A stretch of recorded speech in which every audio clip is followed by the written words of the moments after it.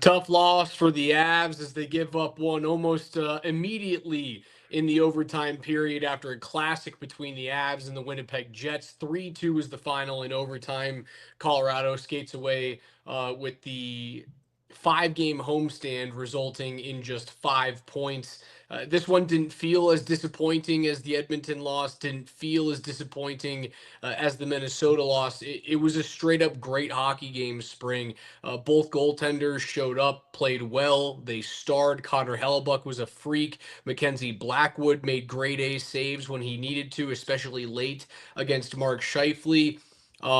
Your studs for the Abs showed up with big time goals, and Nathan McKinnon and Cale Makar finding a way to break a guy who had played 215 consecutive minutes against you in the regular season without giving up a goal. Unfortunately, you get left with a sour taste in your mouth at the end of the game.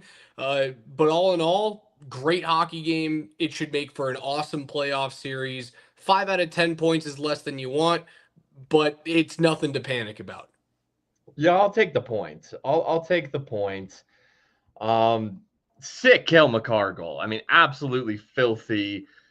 Mackenzie Blackwood makes a pair of saves on Mark Scheifele, and it's feeling like, oh, hey, they can absolutely get this one. They got the big goal, they got the big saves, and then before you know it, in overtime, it's Pionk, Neil Pionk. That was a rip. That was a freaking blast.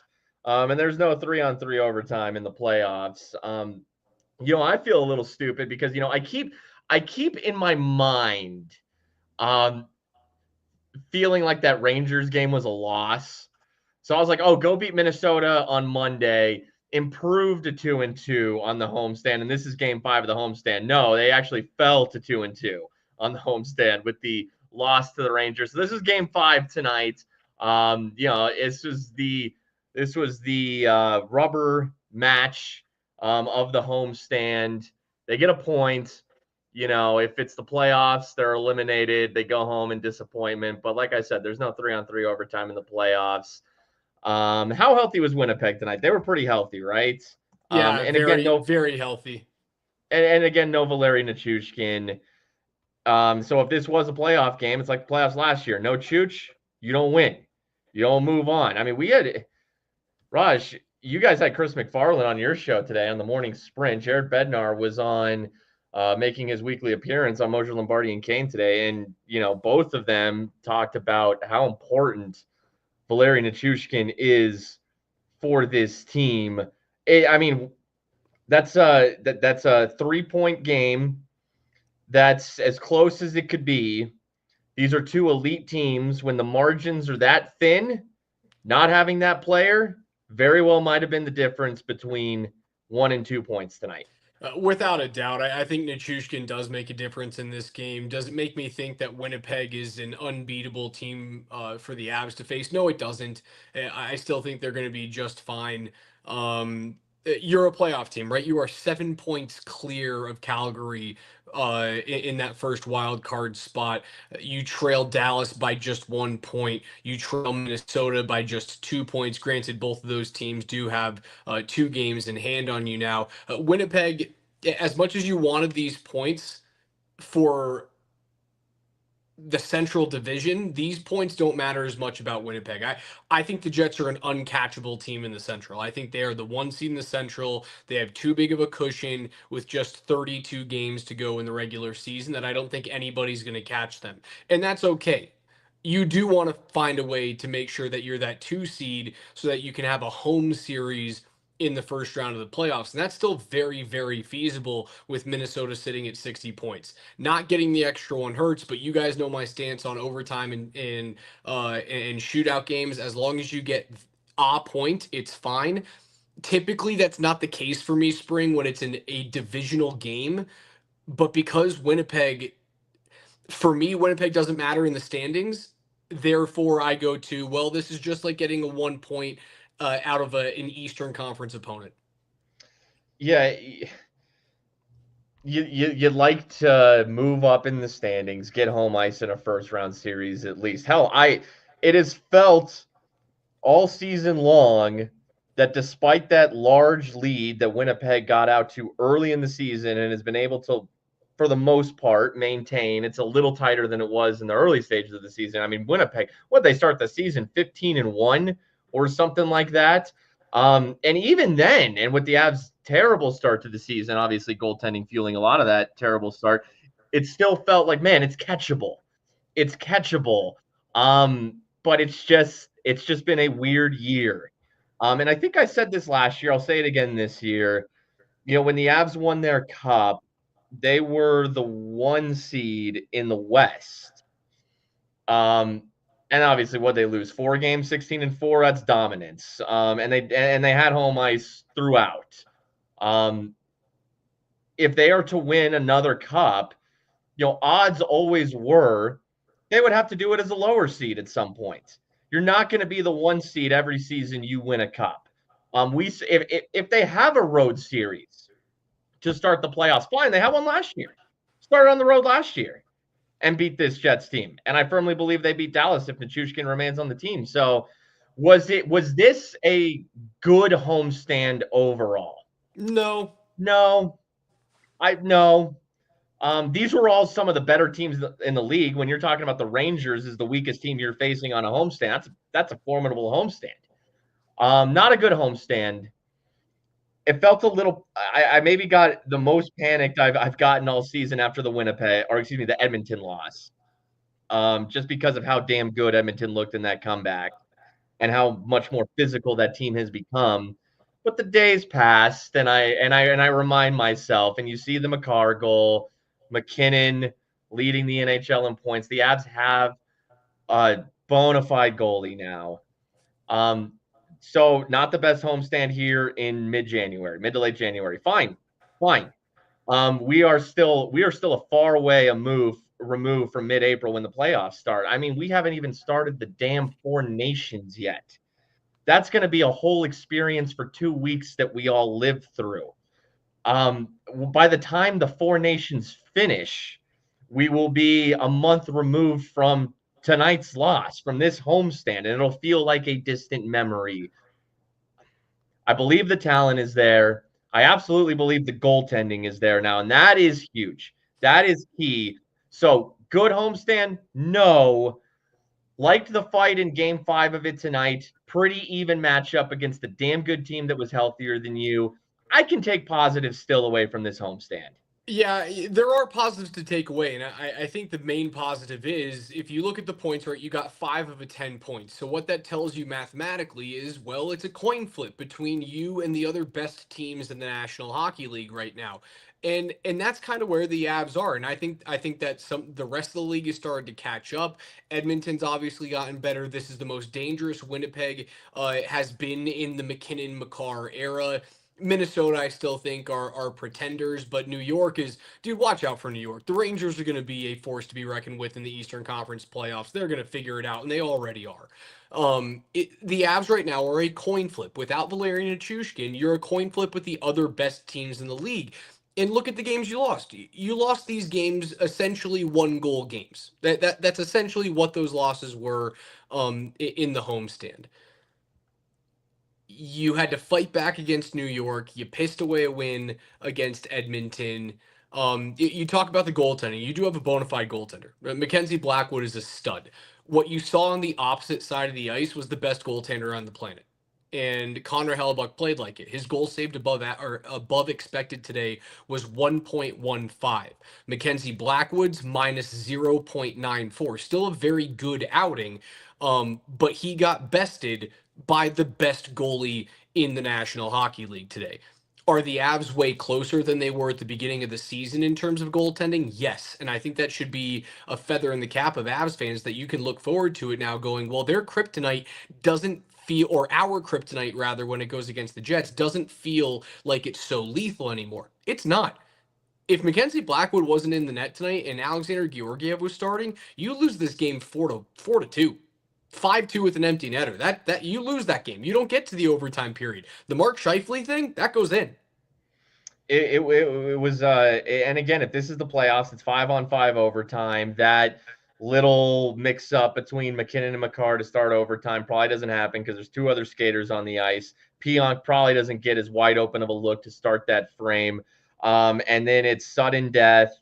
It's probably a more extended overtime where we see two of the best goaltenders in the Western Conference go head to head. I mean, to me, Mackenzie Blackwood, I mean, let's see, this month he has a 921 save percentage. I assume that Hellebuck has great numbers this month. I didn't even pull up his stats. I went ahead and pulled up like Jake Ottinger's stats, who I view as, I viewed him in years past as the second best goaltender behind Hellebuck in the West. Ottinger's got a 928 save percentage this month. He's having a good month.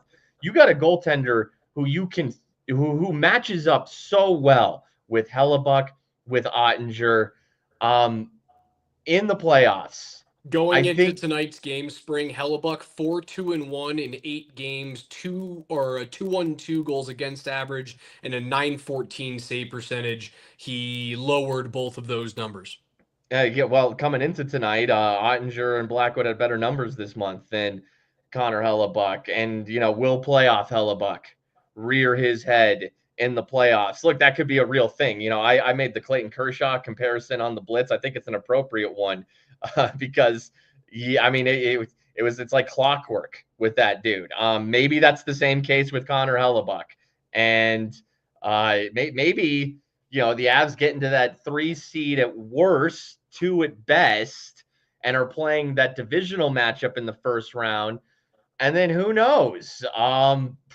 Vancouver trades JT Miller. They get red hot and they go eliminate the Jets because playoff Hellebuck shows up or in that series. We are in for a wild ride of a Stanley Cup playoffs. I think it's as evenly matched as it has been in recent years. And sure, the Avs had a bad homestand here. Let's see how the 3-game road trip looks. They've actually been a pretty good road team this year. The Avs are 14-9-0 on the road. They're now 14-10-2 on the road. Pretty even. They've been as good on the road as they have been at home. You'd love to see the home numbers be a little better. I don't know why.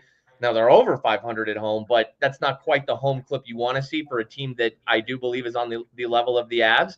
But the fact that they're 5 games over 500 on the road, conversely, I like to see that. They played well on the road this year. See how the 3-game road trip fares. I think they've got Boston, the Islanders, and the Rangers. It actually goes Boston, Rangers, Islanders in that order. 3 good teams. Obviously, you'll see New York on both. We just saw them on the homestand. You'll see them on the road trip. But now, Boston, New York.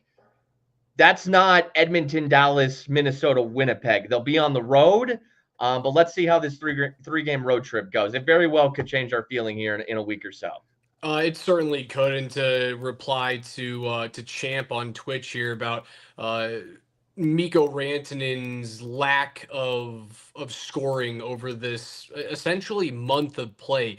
He had a stretch of 4 straight games to both end December and start January, but since the Avs have started this win-loss thing in the month of January, Mikko has only scored 1 goal against a goaltender in those games, and they haven't been able to string along wins. So while we're talking about Valeri Nichushkin being out of the lineup, you're also doing this with Mikko Rantanen going through a goal slump. He has been a little bit of a ghost over the past month. If you get him back and he starts to score at 5-on-5, if he starts to score on the power play, which again goes 0 for 3, right, this evening?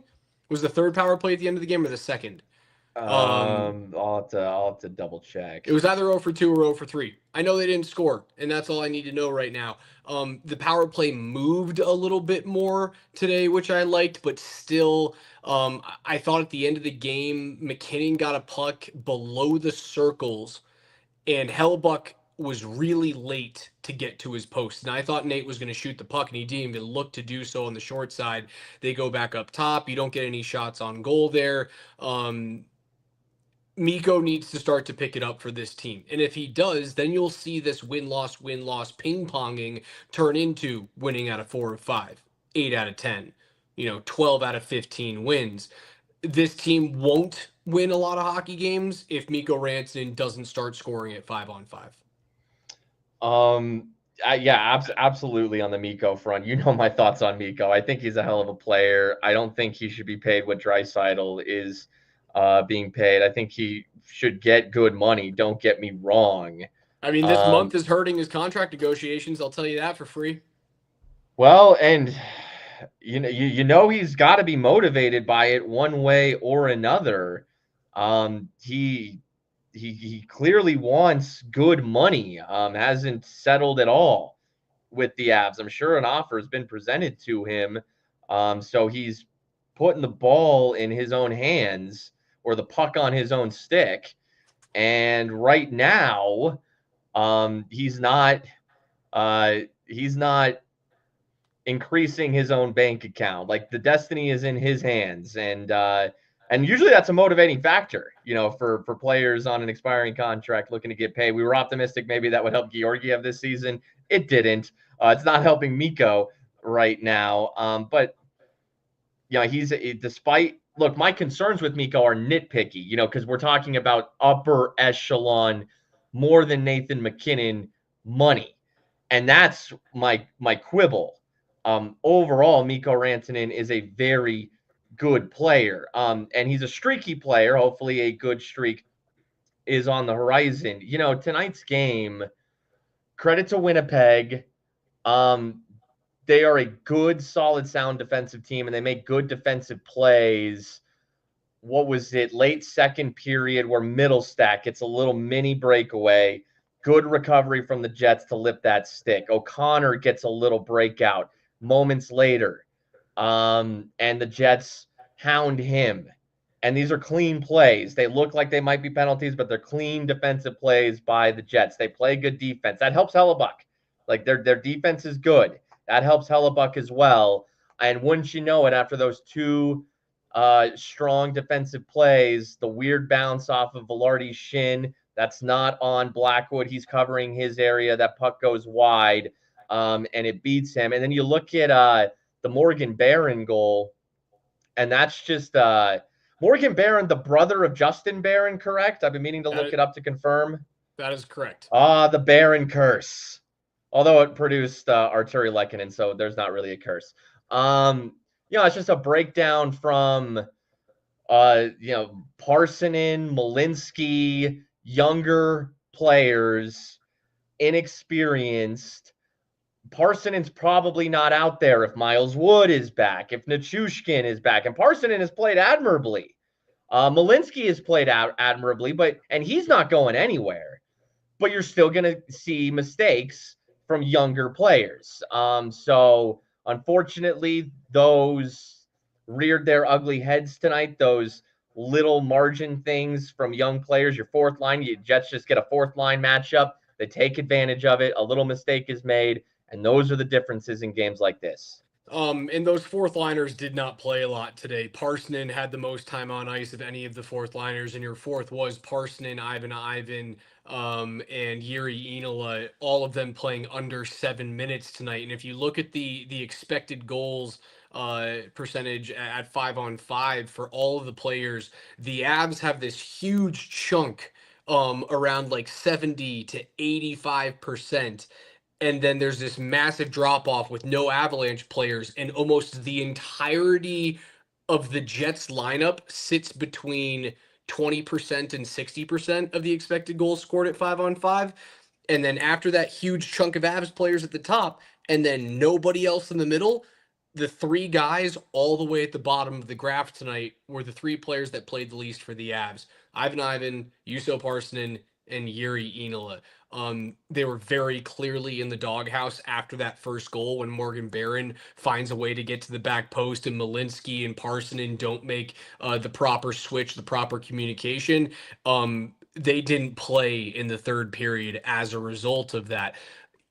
You need to be able to trust your fourth line. Winnipeg, again, if you just look at that graph, they're all in the middle. They're all just generally okay. And then you get these spurts of Mark Scheifele, these spurts of Kyle Connor. The Avs have top end talent, and then when you have these injuries, as you mentioned, Spring, Miles Wood being out, Valeri Nichushkin, so you're not able to press guys down the lineup. Well, the Avs get really top heavy really quickly.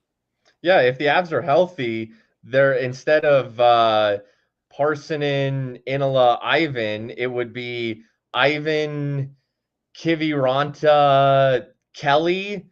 It could be Kelly, Kiviranta, Landeskog, for God's sake. Like that could be your fourth line. And that makes a world of difference for especially in the playoffs. Fourth lines matter. I mean, from Darren Helm to Andrew Cogliano, Avs players like that in recent years, it matters. And then, we also will see. I would say the Avs will target whether, your next Brandon Duhaime, Yakov Trenin, players like that as well. So the bottom six in March is going to look a lot different than it has all season long. It certainly has. Greg makes a comment here on YouTube. The Avs need a new health and screening and training coach. Never seen a team that can't stay healthy. I'd like to let you in on a secret here. The Avs moved on from their head trainer of the last 8 years, the guy who won a Stanley Cup championship with them in 2021-22, and Casey Bond. He was there for a long time, Casey Bond, and before he was the head trainer there, he was with them for even more years before that. They moved on from Casey and they got a new guy and they got a new team in there to do training. And you know what? The Avs still get injured. It's not the people who think that it's like the training staff's fault that guys get hurt or have setbacks. Like, have you ever been injured before? Have you ever had a pulled groin that just like doesn't get better, or maybe you think it's better and you run too fast on the treadmill, or you slip on a patch of ice and then it's shitty again for another month? Like, while these guys are mutant versions of human beings, they are human beings. So, Greg, give your head a shake. It ain't the coaching staff because they changed it this summer. Well, the vast majority of hockey injuries come from block shots. Ross Colton blocking a puck with his foot, and that's just natural instinct. And that's just wanting to make a play for your team. When you're playing to win, you're not going to say, "Oh, I'm not going to block this shot." No, you block the shot. No, because then I get pissed off at you. Yeah, if we call you out, Although, Jared yeah, Bednar. it matters. It matters what I have to say. Jared Bednar calls you out in the film room. They come from checks in the corner, hits along the boards. Those are things that, I mean, how many Avs players have dealt with pulled muscles? That doesn't feel like the brand of injury that they've been dealing with. No, it doesn't. I wonder what Drew Ends is, because Drew Ends can't get worse, but it's always gonna be there. And I wonder if Drew Ends is muscular.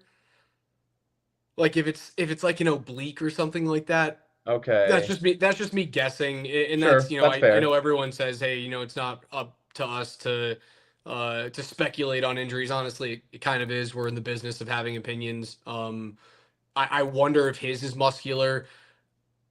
Those things take time, man. And honestly, because I'm not worried about catching Winnipeg for the number one seed, as long as you can keep pace with Minnesota and Dallas, which you are right now, I'm okay with Val Nichushkin taking a couple of extra weeks to get better. I'm okay with him not coming back until after the Four Nations tournament so that he's completely healthy and ready to go. As long as you can stay afloat and be in that race for the 2 seed, which you are right now, I'm cool with not rushing guys back. You really I said this before the start of the season for both the Nuggets and the Avs, after watching the Nuggets gas out in the playoffs last year and the Avs dealing with injuries for the past couple seasons. I really am at the point still where just if it's the 8th seed, fine, get me in. And in the Avs case, just be healthy. So you're 8 points clear. Actually, you're 7 points clear of the second wild card team. That is the Calgary Flames. Man, if the Avs were in the Pacific Division, they would be in the 3 seed, as they are better than the LA Kings, who I think are about to pick up 2 points and be just a point back of the Avs. I digress. You're 7 points ahead of the Flames. And then the first team out it's a tie between the Blues and the Canucks. You're 8 points clear of them. So it's a good cushion. Obviously, hey, things can happen fast in this league. You lose your focus, those 8 points can go away pretty damn quickly. But I don't think they will. I don't think, as long as this team doesn't sustain an injury barrage like they did earlier this season, I think they will maintain pace above your St. Louis and Calgary's of the world. Yeah, I'm not worried about those two teams. Right now, if you were to start the playoffs tomorrow, the Avs would be on the road to take on Vegas in a first round playoff series because they're the wild card 1 seed. Winnipeg is the number 1 overall seed, so they would end up seeing Calgary. And the way that the bracket would work is if Colorado gets through Vegas, then they take on the winner of the 2-3 matchup in the Pacific, which right now is Edmonton hosting LA, and LA is hot. Like LA is not letting goals in right now.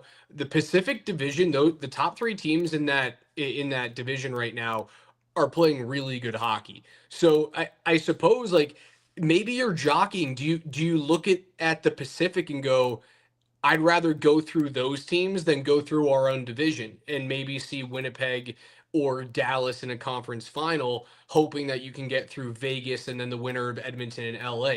I think, as you and I have talked about over the past few shows, there's not really an easy path through the West this year. No, if you end up as a wild card team, you're obviously either facing the winner of the Central, which is likely to be Winnipeg at this point, or you're facing the winner of the Pacific, which is either Vegas or Edmonton. So all 3 of those are tough. I mean, you probably would rather face Winnipeg, to be honest with you. I'll take my chances with playoff Hellebuck, actually, to be honest with you. But jokes aside, like those 3 are pretty even. Doesn't matter. Like those would all be difficult. If you're getting that in division matchup as a 2 or a 3 seed, you're hoping probably the one team that you would say, okay, if we could get that team, and these could be famous last words because this team just snuck up on the Avs, and that's the Wild, a team without Kaprizov, just beat you in your building 3-1 on Monday afternoon. But that on paper would be the team that if you were to manipulate things, if you were to try to force a matchup, they would be the team you would want. You'd probably want Minnesota over Dallas, even though it's funny. The Avs beat Dallas pretty easily and then struggled against Minnesota. But when you look at the 2 teams on paper in recent history, you would probably rather play Minnesota. But that being said, it's still a tough matchup. It's probably the easiest of all of them. And all of them besides Minnesota are very difficult either way. So, and I also think home ice to me, home court, home whatever in today's sports, I think it means less than it has in years past. So short of jockeying for a matchup with Minnesota, and I remember the Nuggets like trying to set themselves up for a matchup with like the Blazers or something, or maybe it was the Spurs, and it bit them in the ass. I'd love for them to face Minnesota. On paper, it's the easiest matchup, but it's tough either way. It's going to be tough either way. Yeah, it certainly will. I don't know. I don't know if I want to see Hellebuck in the playoffs with what I've seen over the few games that he's thrown against the Avs this year. He's been Well, there are Clayton Kershaw regular season appearances where I'm like, dude, I don't want to face that guy in the playoffs. Yeah, but like, did you ever? Right. So that's the question. I know Clayton Kershaw like historically struggled in the playoffs, and as compared to him being unhittable in the regular season, that guy's a first ballot Hall of Famer. But the numbers do speak for themselves.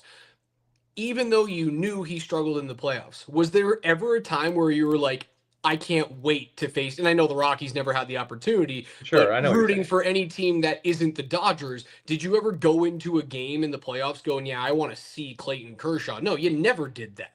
It just happened that he didn't perform well in the playoffs. That's where my mindset is right now. Hellebuck doesn't perform historically in the last 4 years in the playoffs as well as he does in the regular season, but I'm not asking for that, dude. No, I would say the goal the rest of the season is you got to get at least to the 3 seed, ideally the 2 seed. You want to be part of that 2-3 matchup. You don't want to play Winnipeg. Winnipeg, Edmonton, or Vegas. To me, that's a win. You don't want to play one of those three teams, a team that if the Avs are matching up against, that's a conference finals. That's a Western Conference Finals. You don't want a Western Conference Finals in the first round. So whether it's Dallas, whether it's Minnesota, whether you're at home, whether you're on the road, the goal is to get at least the 3 seed the rest of the season. Have we moved the goalposts? Absolutely. Because I thought this team could win the division. I thought even with the great start Winnipeg had, this team could come back and do it. But there has it not just felt that it's sometimes it's just not your year to win the division. Hats off to Winnipeg. What a great season they've had. What a great season they've had. And they right now, if the season ends today and they win the Central, deserving, absolutely deserving. It's funny if you win the Wild game and you lose tonight like you did the exact same fashion, the feeling coming out of this homestand is completely different.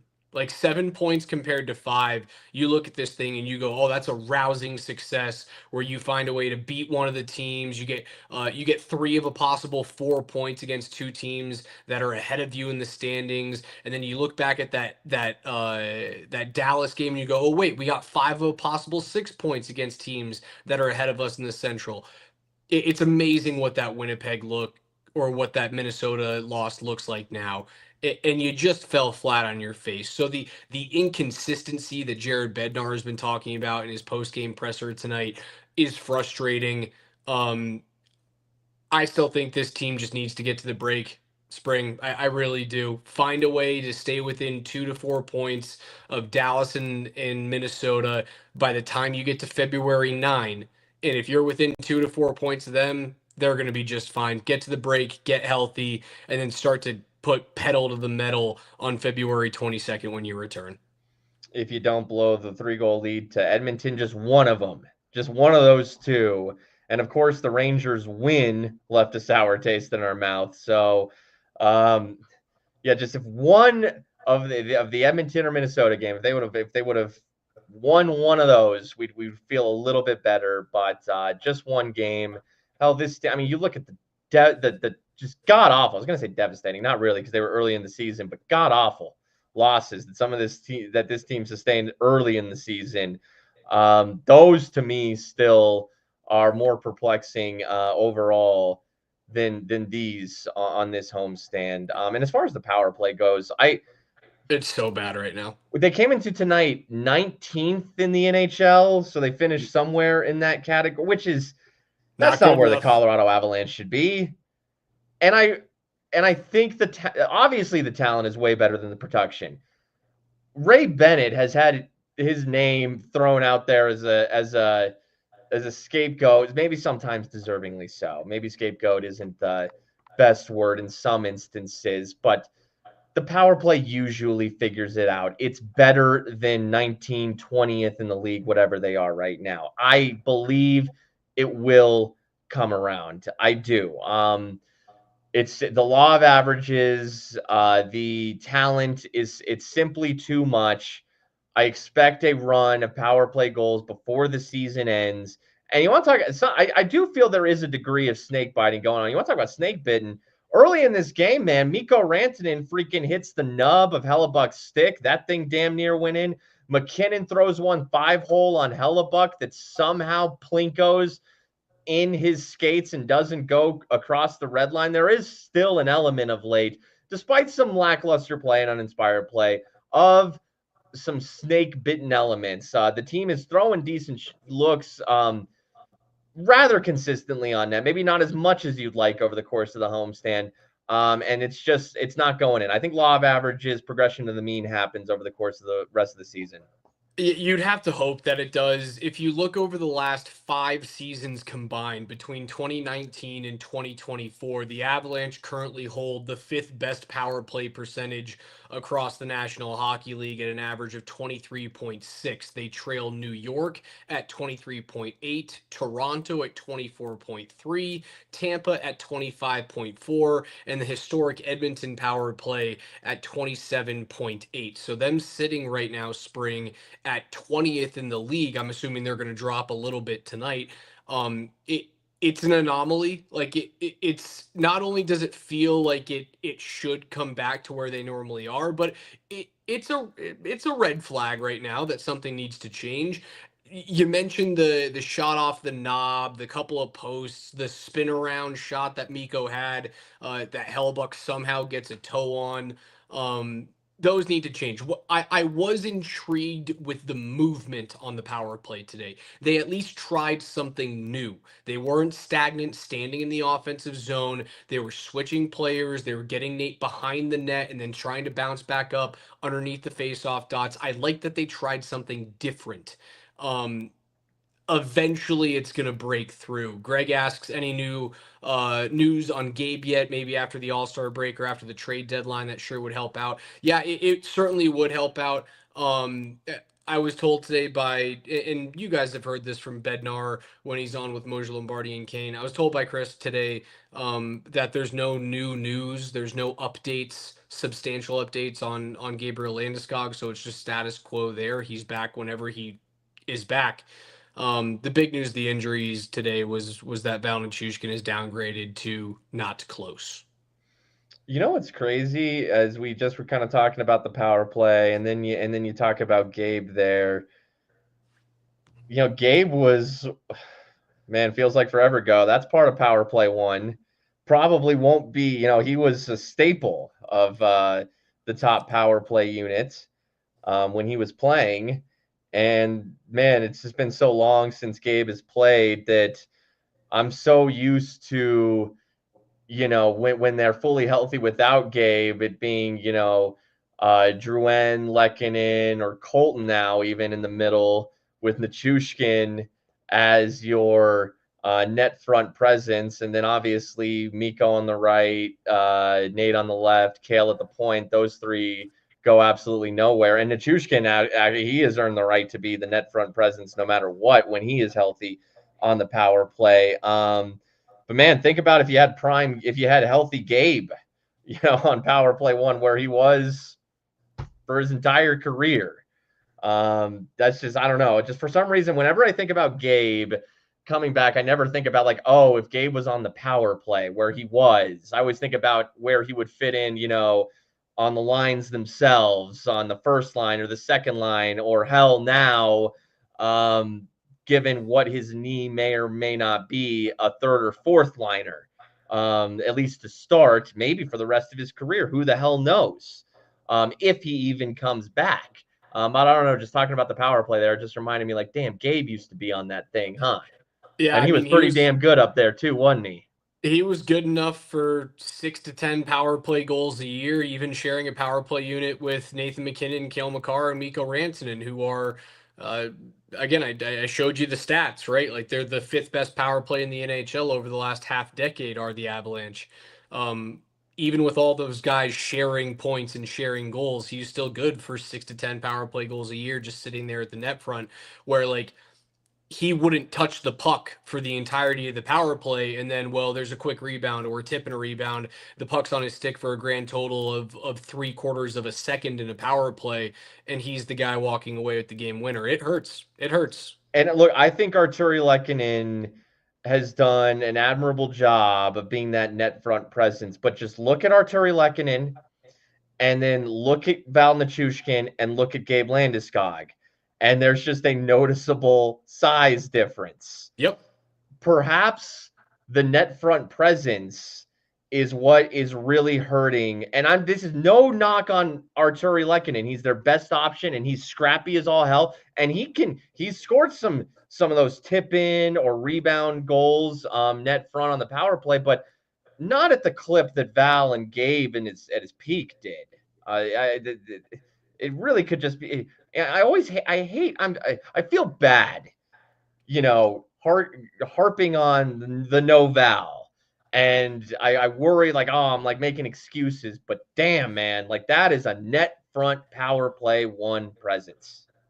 Did you see the news that Kyle Davidson, the GM for the Chicago Blackhawks, was in the building for like a consecutive 2 or 3 straight games? He's been watching and scouting some Avs games, and we obviously know that the The Blackhawks aren't scouting from a game to game purpose. Like that's not really, every team does, do their video, but they're not sending out all of their guys.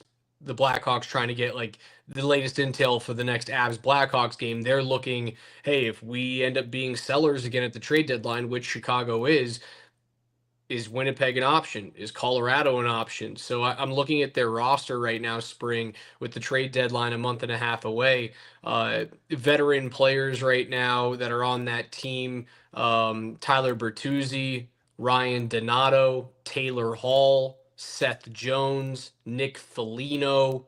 TJ Brody is an older defenseman. Alec Martinez, if you remember him back in his cup winning days with the LA Kings, is a Chicago Blackhawk as well. So that's something to keep an eye on, is like maybe watch some Blackhawks games and see if there's any players in there that you think might fit if the cap ends up working.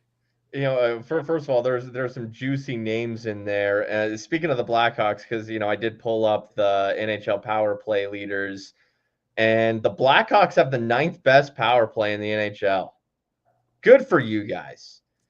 Good for just behind the Edmonton Oilers, who are 8th. The Jets have the best power play in the NHL. And you're right. The Rangers are right below the Avs in power play percentage. The Wild are 23rd. The Stars are 25th.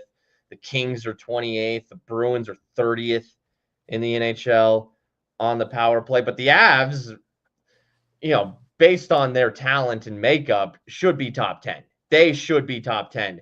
Absolutely. But a lot of teams struggling on the kill this year. And then check out the Blackhawks, 9th in the NHL. Tyler Bertuzzi. I mean, that would be something. Now, good for Tyler Bertuzzi. He got himself $5.5 million per year. Sure And that's did. for several more years. I don't think he deserves that money. I don't think he's the 5.5 guy. Good on you if you can get it. So no, you're not taking that money on. That'd be something. Avs fans, would get on you and me for the fun we had with the hypothetical Jordan Binnington trades. Tyler Bertuzzi trade would be in that ballpark as well. Taylor Hall expiring contract. Wouldn't that be something if the man who stole the heart from Nate was on the same team as Nate? He would have to have 50% of his salary retained. Yes, he would, because he's $6 million. That's too much. It's way too much for a guy who'd be playing bottom 6 minutes for you. I would look at him maybe in a 3-way deal. Maybe you could launder his money through a couple of teams and make it a little bit cheaper. He would fit in the middle 6 with this team. Is TJ Brody a guy that you would look at? Or Alec Martinez, who's playing on a 1-year contract? If either one of those guys is a cheaper option for you on the blue line, because I do think that they're going to make a move on the defensive core. They've got a lot of pieces back there, like DeHaan, Malinsky, Middleton, Shillington's going to be back in seemingly soon. He skated for 2 hours today at morning skate. They don't trust their bottom 2 right now. I think they make a move there before they make a move at forward. I agree. I would say third pairing defenseman is maybe the number 1 target right now. So yes, Alec Martinez, expiring contract. That would be a little more manageable. Brody has another year left on his deal at 3.75. Even that is a little pricey given how tight everything is nowadays. Maybe they could eat some money, but those guys would fit the bill of the type of third pairing defenseman that they want. Somebody in the chat said, hey, could Zach Parise come out of retirement again? Taylor Hall, I mean, there are different players. Parise's a little more physical than a Taylor Hall, but there's similarities there. For Taylor Hall to be this year's Zach Parise, left-handed shots, veteran players who have scored goals in this league, who have a goal-scoring touch. I could see some similarities there. For Taylor Hall being this year's Parise. Not saying it'll happen, not even advocating for it, but should it happen, I could at least say, okay, that's this year's Parise. Let's just throw out guys who don't have contracts and haven't technically retired. Like get Phil Kessel on the team. Get Pepsi Phil here. I would love it. All right, Spring. It's gonna do it for tonight. Abs fall just 5 points out of 10 on a inconsistent, disappointing homestand. But I'm trying not to let the disappointment of the homestand take away from what I saw tonight, which was a good hockey game played by two very good hockey teams that are very much Stanley Cup contenders. And sometimes you win them, sometimes you lose them. That could have gone either way tonight. It was a treat to watch. I hope we get treated to a playoff series between these two teams. So I'm going to try and take the positives. The Avs looked good to end the homestand. Now you go in, you take on Boston starting on Saturday at 11 a.m., a nice morning game on Saturday. I can't wait to watch that one. But that's going to do it for us tonight for Spring. I'm Raj for our friends at Safeway. One more thing, Spring. Real quick. 2 days off before Boston, and you got to go beat the ever living hell out of Joe Sacco's team. You got to do it. You have to do it. And that's an underachieving Bruins team this year. You go beat Joe Sacco. That's what you do. That is your mission. Beat Joe Sacco. Beat Joe Sacco. It's not mission 16Ws. Mission beat the guy who used to coach you when you were kind of irrelevant. All right, Spring. I'm out of here. We'll talk to you guys on Saturday after the Avs and Bruins.